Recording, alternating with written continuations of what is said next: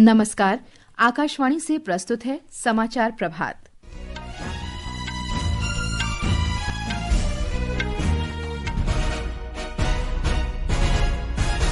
विश्व बैंक द्वारा नियुक्त तटस्थ विशेषज्ञ ने सिंधु जल संधि के संबंध में भारत और पाकिस्तान के बीच विवाद पर भारत का समर्थन किया। भारत ने कहा, ये निर्णय विशेषज्ञ को भेजे गए सभी 7 सवालों को सही ठहराता है। प्रधानमंत्री नरेंद्र मोदी आज नई दिल्ली में भाजपा के बूथ स्तर कार्यकर्ताओं को संबोधित करेंगे। केंद्र सरकार आज राष्ट्रीय राजधानी में बेटी बचाओ बेटी पढ़ाओ अभियान की 10वीं वर्षगांठ मनाएगी। उत्तर प्रदेश के मुख्यमंत्री योगी आदित्यनाथ आज प्रयागराज में मंत्रिमंडल की विशेष बैठक करेंगे। अमेरिकी विदेश मंत्री मार्को रूबियो ने वाशिंगटन डीसी में क्वाड देशों के विदेश मंत्रियों से मुलाकात की। और क्रिकेट में भारत और इंग्लैंड के बीच 5 मैचों की श्रृंखला का पहला 2020 मैच आज शाम कोलकाता में खेला जाएगा। समाचार प्रभात के साथ मैं फरहत नाज। विश्व बैंक द्वारा नियुक्त तटस्थ विशेषज्ञ ने किशनगंगा और रतले जल विद्युत परियोजनाओं पर भारत का समर्थन किया है। विशेषज्ञ ने जल विद्युत परियोजनाओं के बारे में पाकिस्तान द्वारा अपने मुद्दों पर विचार विमर्श करने के लिए मध्यस्थता न्यायालय की स्थापना करने पर पाकिस्तान की याचिका को खारिज कर दिया है। विशेषज्ञ ने कहा है कि उन्होंने सावधानी पूर्वक विचार करने के बाद ये पाया है कि उन्होंने दोनों देशों के बीच मतभेद के सभी बिंदुओं के गुण और दोषों पर निर्णय देने के लिए आगे बढ़ना चाहिए।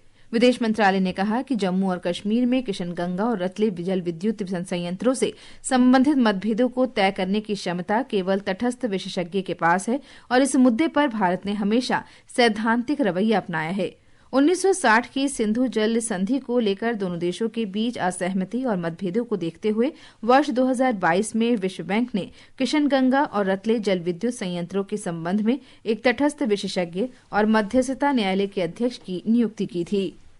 प्रधानमंत्री और भारतीय जनता पार्टी के वरिष्ठ नेता नरेंद्र मोदी दिल्ली विधानसभा चुनाव प्रचार अभियान के अंतर्गत आज नमो ऐप के माध्यम से भारतीय जनता पार्टी के बूथ स्तर के कार्यकर्ताओं से संवाद करेंगे।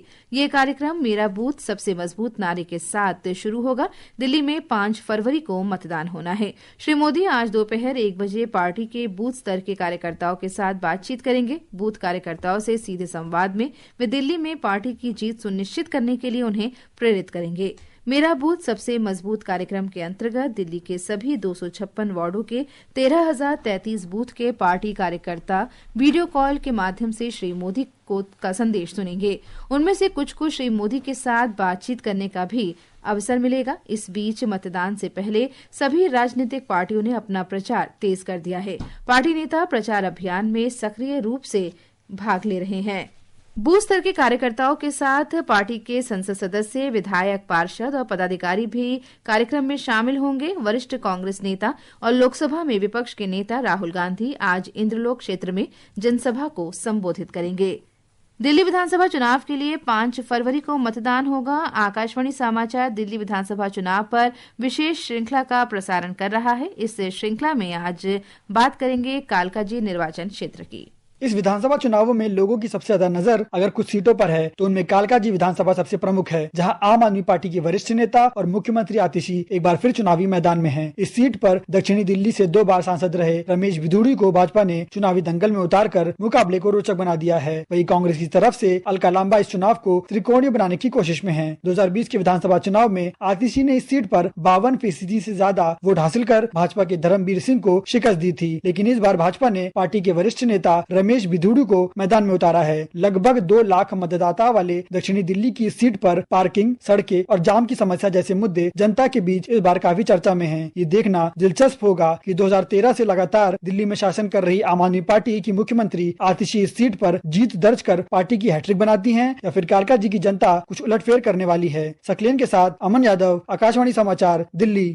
बालिकाओं की सुरक्षा, शिक्षा और सशक्तिकरण के लिए बेटी बचाओ बेटी पढ़ाओ योजना की आज 10वीं वर्षगांठ है। महिला और बाल विकास मंत्रालय ने कहा है कि नई दिल्ली में आयोजित कार्यक्रम में सशस्त्र बलों, अर्धसैनिक बलों, दिल्ली पुलिस की महिला अधिकारी, विद्यार्थी और आंगनबाड़ी कार्यकर्ता शामिल होंगी। इस योजना की 10वीं वर्षगांठ पर समारोह आज से 8 मार्च तक जारी रहेगा और अंतर्राष्ट्रीय महिला दिवस पर इसका समापन होगा। हमारे संवाददाता ने बताया है कि राज्य और जिला स्तर पर भी इस तरह के कार्यक्रम आयोजित किए जाएंगे। देश में लैंगिक संतुलन और घटते बाल लिंग अनुपात के गंभीर मुद्दे पर प्रतिक्रिया के रूप में प्रधानमंत्री नरेंद्र मोदी ने 22 जनवरी 2015 को हरियाणा के पानीपत में बेटी बचाओ बेटी पढ़ाओ योजना की शुरुआत की। इस योजना ने सरकारी एजेंसियों, नागरिक समाज, मीडिया और जनता को लैंगिक भेदभाव को दूर करने, बालिकाओं के महत्व को समझने और उनके अधिकारों और अवसरों को सुनिश्चित करने की दिशा में सामाजिक और सांस्कृतिक बदलाव को बढ़ावा देने के लिए प्रेरित किया है। जन्म के समय राष्ट्रीय लिंग अनुपात 2014-15 में 918 की तुलना में पिछले वित्तीय वर्ष में 930 हो गया है। माध्यमिक स्तर पर बालिकाओं का सकल नामांकन अनुपात भी 75.51% से बढ़कर 78% हो गया है। कन्या शिक्षा प्रवेश उत्सव ने 1 लाख से अधिक लड़कियों का पुनः नामांकन कराया, जिससे उन्हें अपना भविष्य दोबारा संवारने में मदद मिली। पल्लवी परमार के साथ सकलैन अख्तर, आकाशवाणी समाचार, दिल्ली। इस अवसर पर आज से 8 मार्च तक मध्य प्रदेश के सभी जिलों में विभिन्न गतिविधियां और जागरूकता कार्यक्रम आयोजित किए जाएंगे। ब्यौरा हमारे संवाददाता से।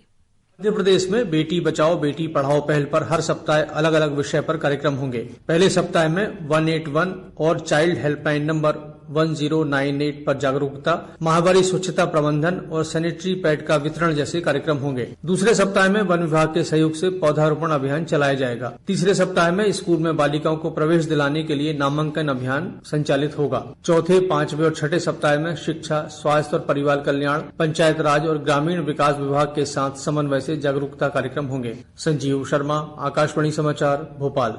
केंद्र सरकार ने कहा है कि देश में सुकन्या समृद्धि योजना में 4 करोड़ से अधिक खाते खोले गए हैं। ये योजना बेटी बचाओ बेटी पढ़ाओ अभियान के अंतर्गत 22 जनवरी 2015 को शुरू की गई थी। इस योजना पर वर्तमान में 8.2% की दर से ब्याज दिया जा रहा है।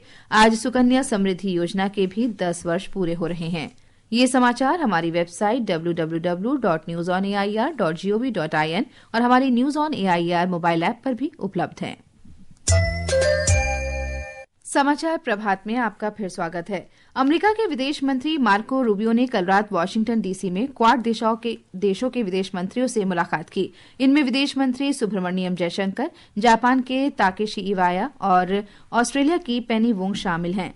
क्वाड भारत, ऑस्ट्रेलिया, जापान और अमेरिका के बीच एक कूटनीतिक साझेदारी है। क्वाड विदेश मंत्री राष्ट्रपति डोनाल्ड ट्रंप के शपथ ग्रहण समारोह में भाग लेने के लिए इस समय वाशिंगटन में हैं।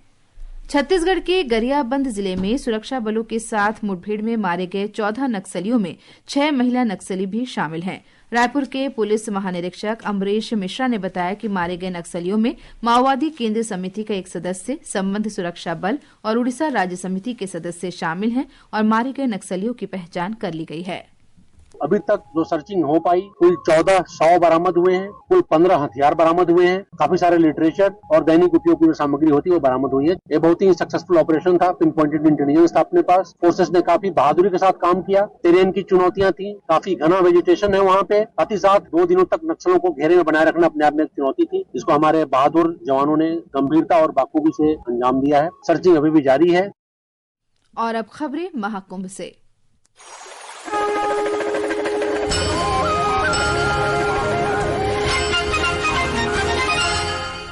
उत्तर प्रदेश सरकार के राज्य मंत्रिमंडल की विशेष बैठक आज प्रयागराज में होगी। इसमें राज्य मंत्रिमंडल के सभी 54 मंत्रियों को आमंत्रित किया गया है। हमारे संवाददाता ने खबर दी है कि पहले ये बैठक मेला प्राधिकरण के सभागार में होनी थी, लेकिन संगम आने वाले श्रद्धालुओं और तीर्थ यात्रियों की असुविधा को ध्यान में रखते हुए आयोजन स्थल बदल दिया गया। उत्तर प्रदेश के मुख्यमंत्री योगी आदित्यनाथ की अध्यक्षता में होने वाली राज्य मंत्रिमंडल की बैठक दोपहर में अरैल क्षेत्र के त्रिवेणी संकुल में होगी। बैठक के दौरान मंत्रिमंडल द्वारा राज्य के लिए कई महत्वपूर्ण प्रस्तावों और योजनाओं को मंजूरी दिए जाने की उम्मीद है। बैठक के बाद सभी मंत्री अरैल वीआईपी घाट से मोटर बोट द्वारा संगम तक जाएंगे। इसके बाद योगी आदित्यनाथ और मंत्रिमंडल के सदस्य त्रिवेणी संगम में आस्था की डुबकी लगाएंगे। आनंद कुमार, आकाशवाणी समाचार, प्रयागराज।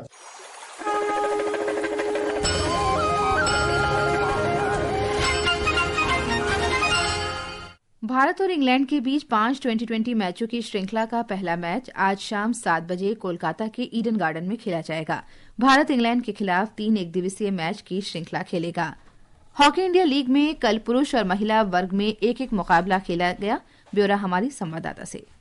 रांची में मंगलवार को महिला हॉकी इंडिया लीग के टेबल टॉपर्स ओडिशा वॉरियर्स और JSW सूरमा हॉकी क्लब के बीच रोमांचक मुकाबला हुआ। नियमित समय में स्कोर 0-0 रहा और मैच का फैसला शूट आउट में हुआ। ओडिशा वॉरियर्स ने शूट आउट में 2-0 से जीत दर्ज की, जिसमें सोनिका और कैथलीन नॉब्स ने अपने मौके भुनाए। राउरकेला में पुरुष वर्ग में यूपी रुद्राज ने टीम गोनासिका को 2-0 से हराकर अंक तालिका में पहला स्थान हासिल किया। हॉकी इंडिया लीग में आज शाम 6 बजे महिला वर्ग में शराचीरार बंगाल टाइगर्स और दिल्ली SG पाइपर्स रांची में आमने सामने होंगे। वहीं पुरुष वर्ग में दिल्ली SG पाइपर्स और JSW सूरमा हॉकी क्लब के बीच मुकाबला रांची में रात 8:15 बजे होगा। आकाशवाणी के लिए मैं सोनाली प्राशर। और अब आज के समाचार पत्रों की सुर्खियों के साथ हैं मुकेश कुमार। धन्यवाद फरहत। छत्तीसगढ़ में मुठभेड़ में 14 नक्सलियों के मारे जाने की खबर आज सभी समाचार पत्रों ने प्रकाशित की है। राजस्थान पत्रिका की सुर्खी है, कई हमलों के सूत्रधार और 1 करोड़ के इनामी चलपति का खेल खत्म, 48 घंटे की मुठभेड़ में 14 नक्सली ढेर। दैनिक जागरण के अनुसार पेरिस जलवायु संधि के साथ WHO से भी अलग हुआ अमेरिका। नवभारत टाइम्स लिखता है, जन्म से नागरिकता और नहीं, अवैध प्रवासियों पर भी एक्शन। हिंदुस्तान की सुर्खी है, चौतरफा बिकवाली से सेंसेक्स 7 महीने के निचले स्तर पर। पत्र लिखता है, शेयर बाजार में बढ़ी चिंता, एक दिन में निवेशकों के 7 करोड़ 52 लाख रुपए डूबे। दैनिक भास्कर ने खूबसूरत गुलमर्ग शीर्षक से वहां हो रहे हिमपात का चित्र प्रकाशित किया है। पत्र लिखता है, हिमाचल में अगले 2 दिन बर्फबारी और पंजाब के 6 जिलों में वर्षा। अमर उजाला की सुर्खी है, 6 साल में 21 जनवरी का दिन रहा सबसे गर्म, 9 साल में सर्वाधिक रहा औसत न्यूनतम तापमान, 4 दिन से गर्मी दिखा रही तेवर। दैनिक जागरण के अनुसार तुर्की के एक होटल में आग लगने से 76 लोगों की मौत, कई खिड़की से कूदे। और पत्र ने दिल्ली में चल रहे ऑटो एक्सपो की खबर सचित्र प्रकाशित की है। धन्यवाद मुकेश। और अंत में मुख्य समाचार एक बार फिर। विश्व बैंक द्वारा नियुक्त तटस्थ विशेषज्ञ ने सिंधु जल संधि के संबंध में भारत और पाकिस्तान के बीच विवाद पर भारत का समर्थन किया। भारत ने कहा कि ये निर्णय विशेषज्ञ को भेजे गए सभी 7 सवालों को सही ठहराता है। प्रधानमंत्री नरेंद्र मोदी आज नई दिल्ली में भाजपा के बूथ स्तर कार्यकर्ताओं को संबोधित करेंगे। केंद्र सरकार आज दिल्ली में बेटी बचाओ बेटी पढ़ाओ अभियान की 10वीं वर्षगांठ मनाएगी।